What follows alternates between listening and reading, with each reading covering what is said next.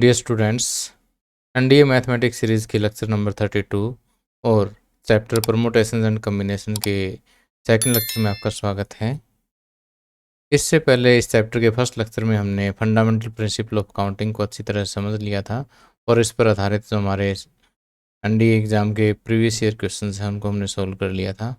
इसके अलावा फैक्टोरियल या क्रम गुणित क्या होता है इसको भी हमने बेसिक रूप से समझा और आज के लेक्चर में हम परमुटेशंस एंड कम्बिनेशंस ये क्या होते हैं इनको हम समझेंगे और फिर परमुटेशंस टॉपिक को हम डिटेल से स्टडी करेंगे और इसी पर आधारित हमारे पिछले वर्षों में जो एनडीए एग्जाम में क्वेश्चन पूछे गए थे उनको हम सोल्व करेंगे। और इसके अलावा लास्ट में जो है कुछ से क्वेश्चन ऐसे होते हैं जो इन पर मिक्स होते हैं, वे इनको चाहे आप फंडामेंटल प्रिंसिपल ऑफ काउंटिंग से कर लो या परमुटेशन से कर लो, उन क्वेश्चंस को भी हम डिस्कस करेंगे। तो आइए सबसे पहले मैं आपको एक उदाहरण के माध्यम से समझाता हूँ कि परमुटेशन या क्रमचय क्या होता है।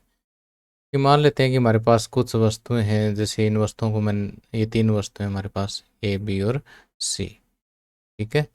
इन तीनों वस्तुओं में से सभी की सभी वस्तुएं ले लूँ या इनमें से कुछ वस्तुएं ले करके मैं उनको एक विशेष क्रम के अनुसार दर्शाता हूँ। जैसे मैं तीन की तीन ही ले लेता हूँ एक बार, कि जैसे मान लिया एक तो मैंने ले लिया ए बी सी, ऐसे अरेंज कर दिया इसको, और दूसरा मैं इसको ऐसे अरेंज कर देता हूँ कि ए सी बी, और इसी तरह से सी ए बी, कुछ इस तरह से अरेंज कर देता हूँ। तो इस तरह से अलग अलग तरीक़ों से मैं और भी इसको अरेंज कर सकता हूँ। तो जैसे ये एक अरेंजमेंट है ना, ये एक परमुटेशन है, एक क्रमचय है। अब देखिए यहाँ पर क्रम चेंज हो गया तो ये दूसरा क्रमचय हमें प्राप्त हो गया, दूसरा परमुटेशन प्राप्त हो गया है, ठीक। और इसी तरह से बाकी और अरेंजमेंट भी हम लिख सकते हैं। और इसी तरह से इन तीन में से अगर मैं कोई भी दो वस्तुएं चुन करके अगर ऐसे परमुटेशन लिखना चाहूँ तो कैसे लिखूँगा, एनी टू में एक बार मैं ए और बी ले लेता हूँ। ए बी से एक परमुटेशन तो बन गया ए बी, और दूसरा इसका क्रम चेंज कर देता हूँ बी ए। फिर अगले दो उठा लेता हूँ बी सी और सी ए।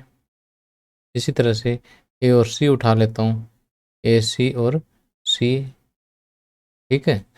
तो अब देखिए कि आपके माइंड में ये चीज़ तो आती होगी कि इस तरह से जैसे सर ये प्रमोटेशन लिख रहे हैं तो कितने प्रमोटेशन बन जाते होंगे। तो देखिए कि यहाँ पर हमारे पास कुल तीन आइटम्स हैं, तीन में से हमने यहाँ पर तीन की तीन लेकर के प्रमोटेशन बनाया। इसको मैं ऐसे रिप्रेजेंट करता हूँ कि तीन आइटम थे, तीन की तीन हमने ले ली। या फिर इसको मैं ऐसे लिख सकता हूँ कि तीन आइटम हैं और उसमें से तीन की तीन लेकर के हमने परमुटेशन बनाया। फार्मूला भी बताता हूँ मैं आपको, एक बार रिप्रेजेंट करने का तरीका पहले बता रहा हूँ। इसी तरह से इसमें देखिए कि तीन आइटम हमारे पास टोटल थी, तीन में से दो लेकर के हमने यहाँ पर परमुटेशन बनाया। इसको ऐसे भी रिप्रेजेंट कर सकते हैं कि तीन में से दो लेकर के हमने परमुटेशन बनाया। तो ये जो तरीका है हमारा, ये ज़्यादा ट्रेंड में चलता है, ठीक है। तो अब देखिए फार्मूला क्या बनता है हमारे पास, कि मान लेते हैं कि हमारे पास n टोटल चीज़ें यहाँ पर, तीन की जगह पर मैं जनरल ले लेता हूँ कि n है, और इनमें से r एक साथ लेते हैं हम। कितने लेते हैं हम, r। जैसे यहाँ तीन थी, दो ली, तो n p r, या इसको हम ये कह सकते हैं p n r, ऐसे भी रिप्रेजेंट कर सकते हैं। तो इसका फार्मूला देखिए, ये आता है factorial n upon factorial n minus r, ठीक। तो फैक्टोरियल के बारे में मैंने आपको पिछले लेक्चर में बताया था कि फैक्टोरियल n का मतलब क्या है, n से एक कम, और इसी तरह से एक एक कम करते करते हम वापस 3 to 1 तक पहुंचेंगे हम, यानी एक से लेकर के n तक लगातार संख्याओं का जो गुणनफल है वो फैक्टोरियल n कहलाता है, ठीक। तो बाकी मैं ये सोल्व करके दिखाता हूँ आपको यहाँ पर, कि जैसे 3p2 सोल्व करके दिखाता हूँ यहाँ पर। 3p2 में फैक्टोरियल 3 अपॉन 3 माइनस 2 फैक्टोरियल, तो ऊपर आ जाए फैक्टोरियल 3 और नीचे 3 में से 2 माइनस होगा 1, तो ये आ जाएगा 3 इंटू 2 इंटू 1, और फैक्टोरियल 1 भी क्या होता है 1, 3 to the 6।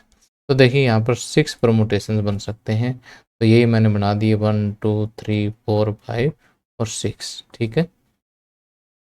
और अगर ये ऊपर वाला सॉल्व करें तो 3p3, अगर ये सॉल्व करूँ तो फैक्टोरियल 3 अपॉन फैक्टोरियल 3 माइनस 3, ये हो गया फैक्टोरियल 3 अपॉन फैक्टोरियल 0, और फैक्टोरियल 0 याद रखें 1 होता है, फैक्टोरियल 3 क्या होता है, फैक्टोरियल 0 क्या होता है, 1 होता है। तो ये आ जाएगा फैक्टोरियल 3, और फैक्टोरियल 3 क्या है, 3 इंटू 2 इंटू 1।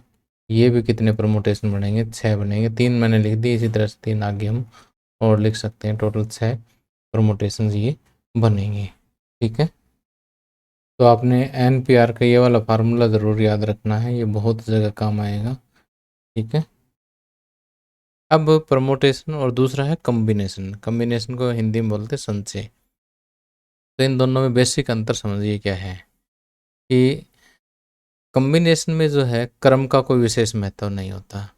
जैसे यहाँ पर क्रम का विशेष महत्व है, जहाँ पर संख्या बनानी होती है वो समझिए कि सम किसका है, परमुटेशन का है। क्योंकि संख्या अगर मान लिया आपके पास है 1 2 3 और 4, इनमें से आपको 3 अंक चूज करने हैं, तो आप अगर 123 अगर लेते हो तो कुछ अलग संख्या बनेगी, 3 2 1 लेते हो तो कुछ अलग बनेगी, ठीक है। 2 3 4 लेते हो तो अलग बनेगी, 3 2 4 ले लिया तो अलग बनेगी। तो यहाँ पर देखिए क्रम का महत्व है, जहाँ पर क्रम का महत्व है वहाँ पर परमुटेशन लगेगा, ये वाला फार्मूला लगेगा, ठीक। और जहाँ पर क्रम का महत्व नहीं है, कैसे नहीं है, कि मान लिया कि आपकी क्लास में 10 स्टूडेंट है, कितने स्टूडेंट हैं, 10 स्टूडेंट्स हैं। अब इन 10 स्टूडेंट्स में से आपको जो है कोई भी समझ लीजिए कि 3 स्टूडेंट्स की एक टीम लेनी है किसी भी क्विज कंपटीशन के लिए, यानी आपको एक टीम बनानी है किसके लिए, क्विज के लिए, ठीक। अब 10 में से कोई भी 3 स्टूडेंट आप चूज कर लीजिए, टीम में क्रम का कोई विशेष महत्व नहीं है, ठीक है। मान लिया कि रोल नंबर आपने कोई भी ले लिया, या कोई भी 3 स्टूडेंट आपने ले लिए, टीम तो वही रहेगी, वो चाहे आगे पीछे खड़े हो जाए, ठीक है। तो इस तरह से आप कोई भी क्वेश्चन है उसको देखते ही समझ जाएंगे कि इसमें क्रम का महत्व है या नहीं है। अगर क्रम का महत्व है तो कॉम्बिनेशन लगेगा। अब कॉम्बिनेशन का फार्मूला क्या है कि आपके पास n चीज़ें हैं, उनमें से R एक साथ लेकर के आपको कुछ कॉम्बिनेशन बनाने हैं, तो उसको NCR के द्वारा डिनोट करते हैं। और इसका जो फार्मूला है वो है factorial n upon factorial n minus r. इतना तो सेम है, लेकिन कॉम्बिनेशन वाले में एक R फैक्टोरियल R और लग जाएगा नीचे, ठीक है। तो ये NCR का फार्मूला है।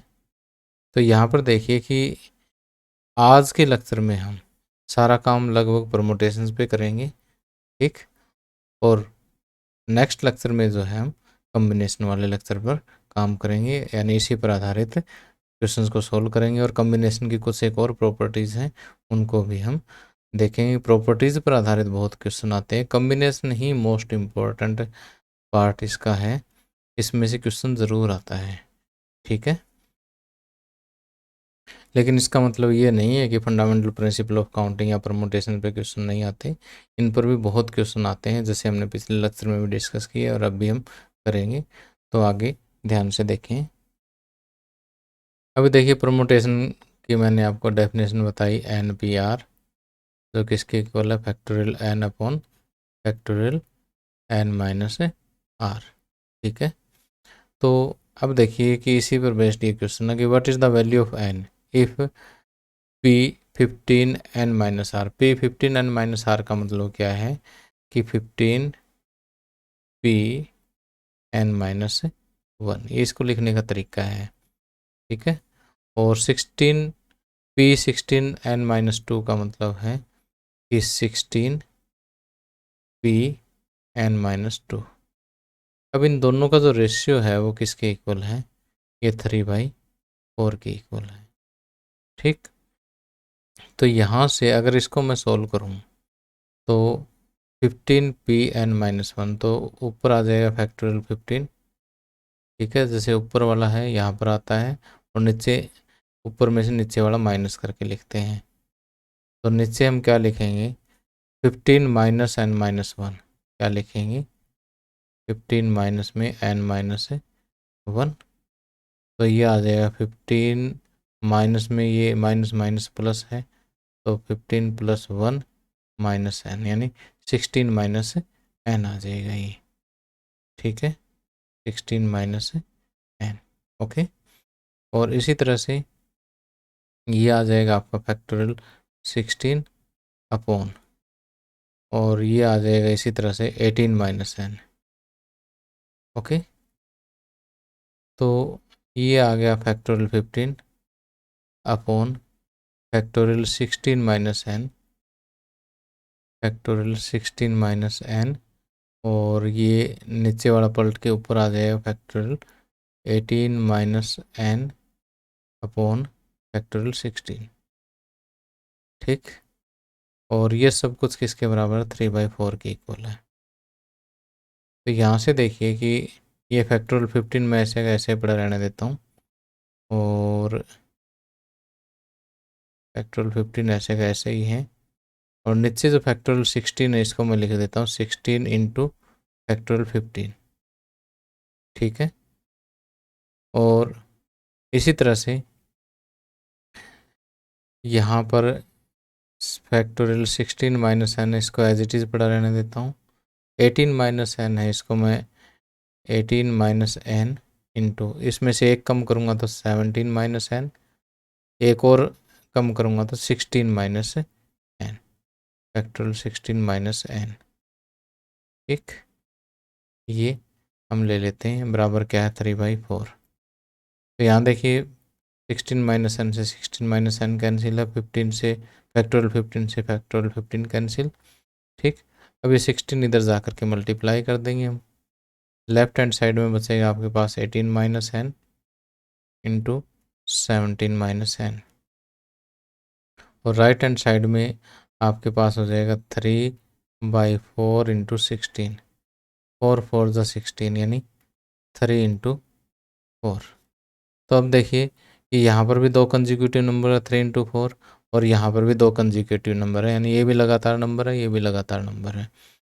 तो ये 18 माइनस n ये बड़ा है और ये छोटा है, तो बड़े वाला बड़े के बराबर है और छोटे वाला छोटे के बराबर है।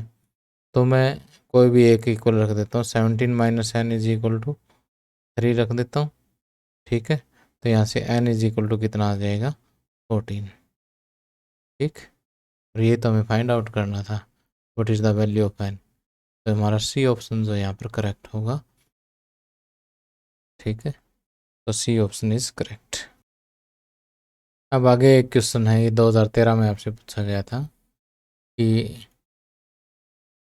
2 numbers are successively drawn from the set U 1 2 3 4 5 6 7 8, the second being drawn without replacing the first. Number of elementary events in the sample space is। ये देखिए आपके पास 1 से लेकर के 8 तक संख्याएं हैं, आपको 1 बाई 1 जो है दो संख्याएं इनमें से निकालनी है। ठीक है, तो इसमें जो प्रारंभिक घटनाएं जो बनती हैं, एलिमेंट्री इवेंट्स जो बनते हैं, वो कितने होंगे वो बतानी है आपने। यानी आपको कुल 8 में से दो संख्याएं चूज करनी है, तो 8p2 वेज आपके पास बनते हैं। तो 8p2 वेज को आप लिखोगे फैक्टोरियल 8 अपॉन फैक्टोरियल 8 माइनस 2, यानी factorial 8 by factorial 6। Factorial 8, factorial के बारे में आप पिछले लेक्चर में अच्छे से समझ चुके हैं कि फैक्टोरियल 8 का मतलब क्या होता है? 8 into 7 into 6 into 5 into 4 into 3 into 2 into 1, ये फैक्टोरियल 8 है, यानी 8 से लेकर के 1 तक लगातार संख्याओं की गुणा। और फैक्टोरियल 6 क्या है? 6 into 5 into 4 into 3 into 2 into 1 है। तो यहाँ से यहाँ तक इतना इतना जो है फैक्टोरियल 6 ही तो है। तो फैक्टोरियल 8 को मैं क्या कह सकता हूँ? 8 इंटू 7 इंटू फैक्टोरियल 6, और डिवाइड बाय ये भी क्या है? फैक्टोरियल 6, ये कैंसिल, 7 8 जा कितना हो गया? 56। तो 56 एलिमेंट्री इवेंट्स जो है हो जाएंगे। तो यहाँ पर अगर आप चेक करोगे तो बी ऑप्शन जो है बिल्कुल करेक्ट है। ठीक, इसको आप फंडामेंटल प्रिंसिपल ऑफ काउंटिंग से भी कर सकते हो कि जैसे आपको दो ही नंबर चूज करने हैं, तो पहला नंबर चूज करने के आपके पास कितने ऑप्शन है, 8, दूसरा चूज करने के लिए 7।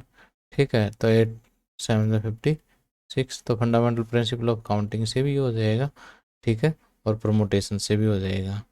इसी तरह से हमने जो पिछले लेक्चर में जो क्वेश्चन किए थे ना, उनमें से कुछ एक क्वेश्चन जो है उनको भी आप परमुटेशन से सॉल्व कर सकते हैं।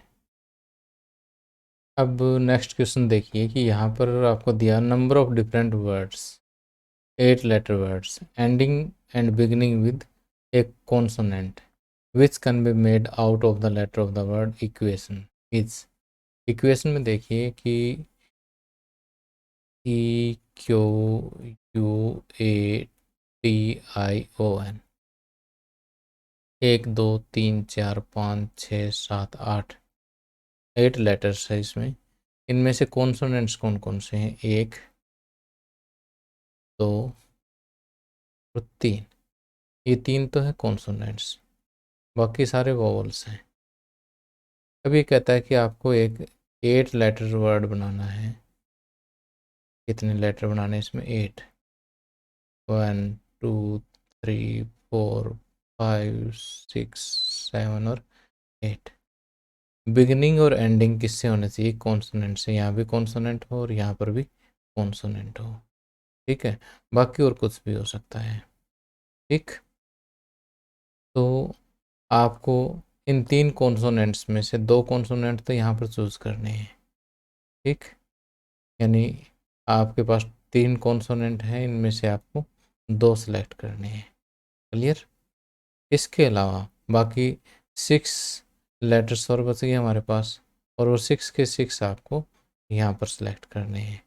ठीक, तो कॉन्सोनेंट एंड दिस, एंड है तो मल्टीप्लाई। क्लियर, तो अब आप इसे सॉल्व कर लें। 3p2 factorial 3 upon factorial 3 minus 2 factorial 1, factorial 1 तो 1 ही होता है, इंटू 6p6, तो फैक्टोरियल 6 बाई 6p6 जो है फैक्टोरियल 6 होता है। ये बात याद रखें कि एन जो है फैक्टोरियल एन के इक्वल ही होता है। ठीक है, क्योंकि factorial N upon N minus N factorial 0, और फैक्टोरियल 0 की वैल्यू 1 होती है। ठीक, तो फैक्टोरियल एन के इक्वल ही होता है।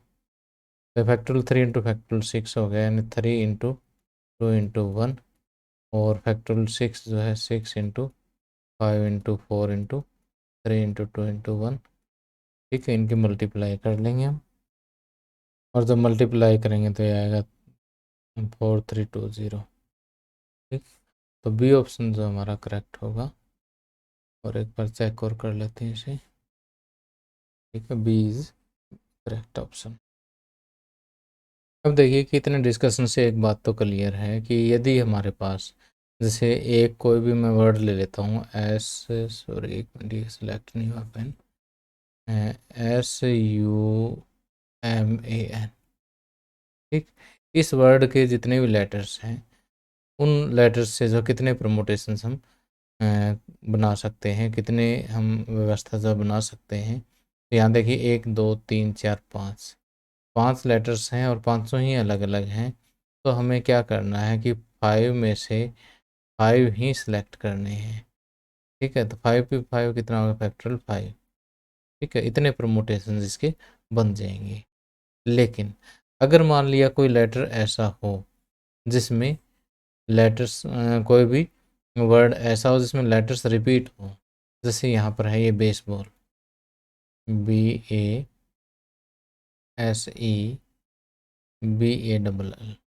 BALL। तो जैसे यहाँ पर आप देख पा रहे हैं कि बी जो है वो 2 बार रिपीट हुआ है, ए भी 2 बार रिपीट हुआ है, और एल भी 2 बार रिपीट हुआ है। अगर ऐसा रिपीटिशन आ जाए तो हम क्या करेंगे। ठीक है, फिर इसमें नंबर ऑफ परमोटेशंस क्या होंगे, कर्मचारियों की संख्या क्या होगी, वो हमें बतानी है। तो जैसे जहाँ पर रिपीटिशन ना हो उसका तो सिंपल सा फार्मूला है कि जितने यहाँ पर लेटर्स हैं उतने का ही यहाँ पर फैक्टोरियल आ जाएगा। ठीक, अब यहाँ पर क्या करेंगे आप, यहाँ पर देखिए कि जितने लेटर्स हैं 1 2 3 4 5 6 7 और 8। एक बार तो इसका फैक्टोरियल लगा दें 8। ठीक, अब रिपीटेशन देखें, इन दो का रिपीटेशन है तो नीचे फैक्टोरियल 2 लगा दिया, फिर इन दो का रिपीटेशन है तो एक फैक्टोरियल और 2 लगा दिया, फिर इन दो का रिपीटेशन है तो एक बार फिर फैक्टोरियल 2 लगा दिया। इसी तरह से अगर 3 बार कोई रिपीट हो तो फैक्टोरियल 3 आ जाएगा नीचे। बस, और कोई ज़्यादा लंबी चौड़ी इसमें कहानी नहीं है। अब यहाँ पर 8 को मैं लिखूँगा कि 8 गुना 7 गुना 6 गुना 5 गुना 4 गुना 3 गुना फैक्टोरियल 2। ठीक, और यहाँ से नीचे फैक्टोरियल 2 है तो फैक्टोरियल 2 को मैं सीधा ही कर देता हूँ 2 गुना 1, फिर 2 गुना 1, और ये नीचे फैक्टोरियल 2 है तो इसको मैं ऐसा ऐसा रखूँगा। फैक्टोरियल 2 से फैक्टोरियल 2 कैंसिल हो जाएगा, 2 दूनी 4, और इस 2 से फिर ये 2 कैंसिल। इन सभी की मल्टीप्लाई कर लेंगे हम। ठीक है, और ये गुणा जब हम करेंगे तो 5040 आ जाएगा। ठीक है, और ये डी ऑप्शन जो इसका करेक्ट होगा। ठीक, चलो मैं चेक करके दिखा देता हूँ, डी ऑप्शन जो बिल्कुल सही है।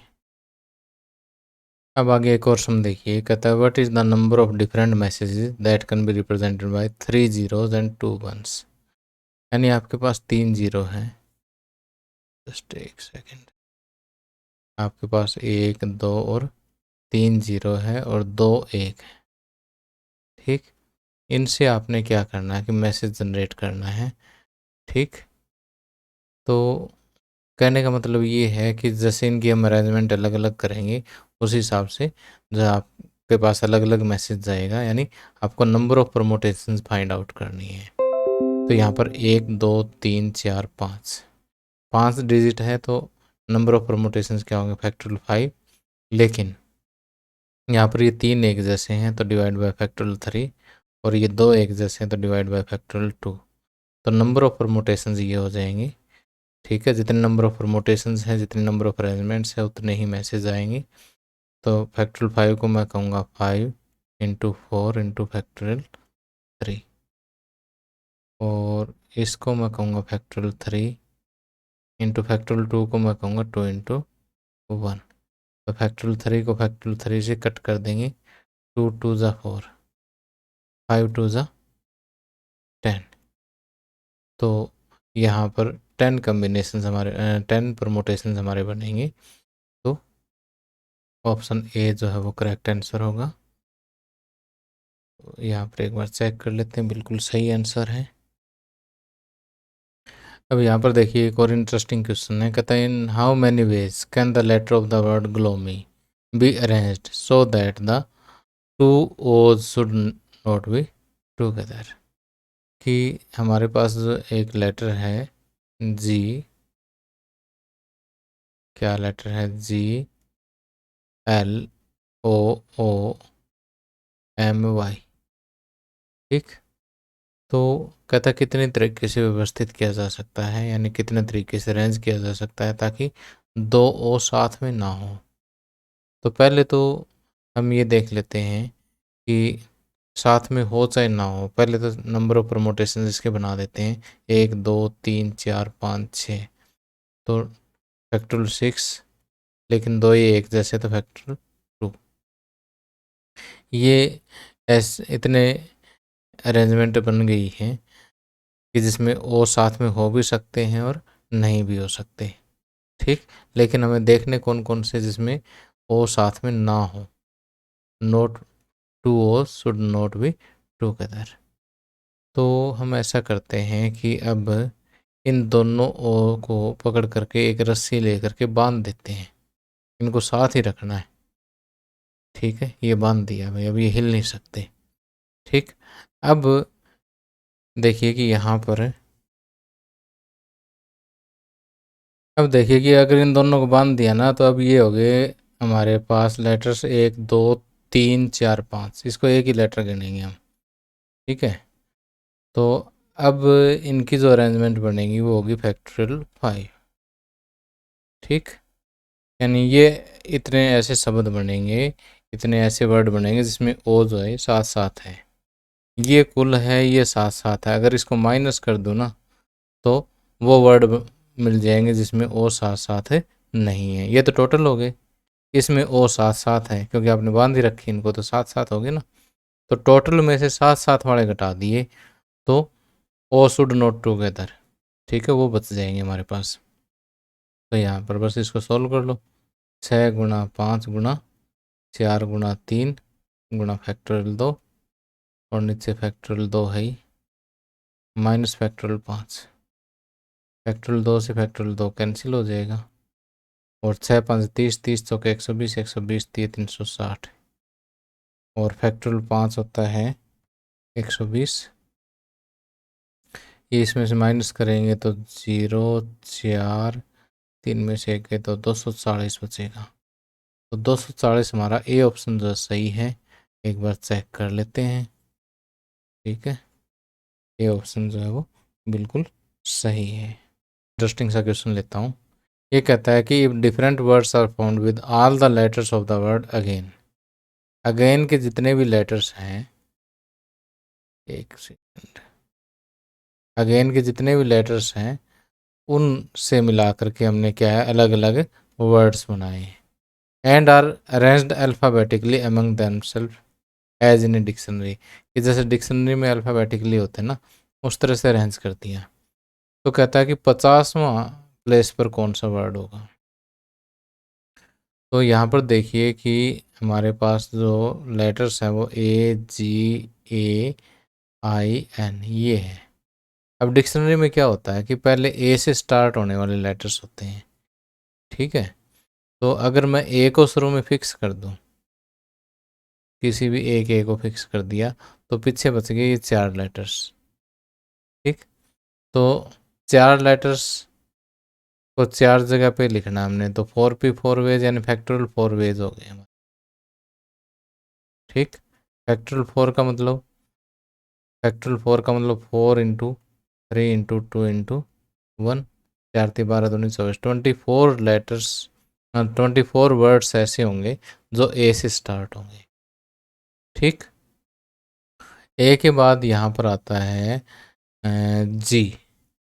अब जी से अगर मैं स्टार्ट करूँ, जी को शुरू में फिक्स कर दूँ, तो हमारे पास लेटर्स कौन कौन से बच गए, हमारे पास बच गए 2 बार तो ए बच गए और आई और एन बच गया, ठीक।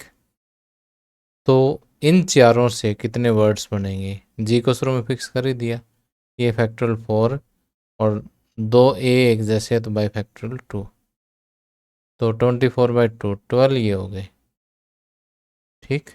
जी के बाद फिर शुरू में आएगा आई, ठीक, क्योंकि अल्फ़ाबेटिकली ए, इंग्लिश अल्फ़ाबेट्स में पहले ए आता है, BCDEFG फिर GHI, ठीक है ना। इसी तरह से मैं अगर आई को भी शुरू में फिक्स करूं, तो 2 बार तो हमारे पास ए बचेगा और जी और एन बचेगा, तो वही फैक्टोरियल 4/2 एंड 12 ये हो गए, तो 24, 12 36 और 12 48, ठीक। अब लेटर शुरू हो गए एन से, ठीक। एन से शुरू होने के बाद डिक्शनरी में क्या आएगा, पहले तो NAA अल्फ़ाबेटिकली जी पहले आता है और फिर आई आएगा, ये हो गया। यहाँ तक तो 48 हो गया, ये 49वां लेटर हो गया, ठीक। अब 50वां क्या होगा, NAAIG, ठीक, ये 50वां लेटर हो जाएगा क्योंकि इनको अल्फ़ाबेटिकली जाना है। तो एन वाला तो शुरू हो ही गया, फिर ए अल्फ़ाबेटिकली पहले आता है, फिर जी आता है, फिर आई आता है, ये ख़त्म हो गया तो फिर आई को एक स्टेप पहले ले आओ, ठीक है ना। तो NAAIG, NAAIG, ठीक, यानी बी ऑप्शन हमारा करेक्ट होगा यहाँ पर, ठीक है। अब लास्ट में चलते चलते एक फैक्टोरियल नोटेशन पे एक क्वेश्चन और है, इसको और मैं सॉल्व करवा देता हूँ कि यहाँ कहते हैं factorial n has 17 zeros, then what is the value of n। तो यहाँ देखिए कि ये कहता है कि फैक्टोरियल n को अगर हम सॉल्व करते हैं ना, तो इसमें लास्ट में जो है इस तरह से करके 17 ज़ीरो आती है, तो n की वैल्यू क्या है, तो यहाँ पर आप ये देखिए कि अगर मैं 1 गुणा 2 गुणा 3 गुणा 4 गुणा 5, अगर पहले 5 लेता हूँ ना तो 5 दूनी 10, तो यहाँ पर एक ज़ीरो वाला बनेगा। ठीक है, इसी तरह से अगर मैं 1 से लेकर के 10 वाला करता हूँ, ठीक है, 1 गुणा 2 गुणा 3 गुणा 4 गुणा 5 गुणा 6 गुणा 7 गुणा 8 गुणा 9 गुणा 10। अब इन अंकों की गुणा से, इन डिजिट की गुणा से लास्ट में ज़ीरो नहीं आ सकती। ज़ीरो कब आएगी? जब ये गुणा आएगा, यानी पहले 5 की गुणा से एक ज़ीरो आएगी, अगले 5 से फिर एक ज़ीरो आएगी, इसी तरह से आगे 5 चलेंगे तब एक ज़ीरो, फिर 5 चलेंगे तब एक ज़ीरो। हमें ज़ीरो चाहिए 17, तो लगातार 5 नेचुरल नंबर जब गुणा होते हैं तब एक ज़ीरो बनती है। तो 17 ज़ीरो चाहिए, 5 से एक बनते हैं, 17 5 85। यानी अगर फैक्टोरियल 85 होगा ना तो उसमें 17 ज़ीरो आएगी। तो प्यारे बच्चों, जैसे आज आपने देखा कि आज के लेक्चर में हमने परमुटेशन टॉपिक को अच्छी तरह से कवर किया और इस पर आधारित जो हमारे पिछले वर्षों के एनडीए एग्ज़ाम के क्वेश्चंस थे उनको सोल्व किया। और अगले लेक्चर में जो है हमारे कुछ विशेष टाइप के परमुटेशंस हैं जिसको हम रिस्ट्रिक्टेड परमुटेशंस कहते हैं। यहाँ पर कुछ एक बंदिश हम लगा देते हैं परमुटेशंस पर। ये भी काफ़ी इंपॉर्टेंट है, इनके हम फार्मूले देखेंगे। और एक टाइप आती है हमारी सर्कुलर परमुटेशंस, कि अगर इस तरह से अगर सर्कुलर वे में अगर हमें कुछ वस्तुओं की अरेंजमेंट करनी हो तो हम उसके लिए भी परमुटेशन का थोड़ा सा फार्मूला चेंज है। तो इन दोनों को हम पढ़ेंगे। ये लगभग हमारा 5 मिनट का टॉपिक है। ये टॉपिक करने के बाद जो है हम नेक्स्ट लेक्चर में हमारे मेन टॉपिक पर आएंगे, कम्बिनेशन पर। ठीक है, या संचय जिसको हम बोलते हैं, इसके बारे में हम पूरा बेसिक पढ़ेंगे, इसकी प्रॉपर्टीज़ पढ़ेंगे। प्रॉपर्टीज़ पर आधारित भी क्वेश्चन पूछ लिए जाते हैं। ठीक है, तो प्यारे बच्चों, उम्मीद करता हूँ कि आज का लेक्चर आपको अच्छे से पसंद आया होगा। पसंद आया हो तो ज़रूर इसे लाइक करें, शेयर करें, अपने दोस्तों के साथ ज़रूर जो है इसको व्हाट्सएप वगैरह पर शेयर करें। ठीक है, और एक प्यारा सा कमेंट भी ज़रूर लिख दिया करें। Thank you, have a nice day.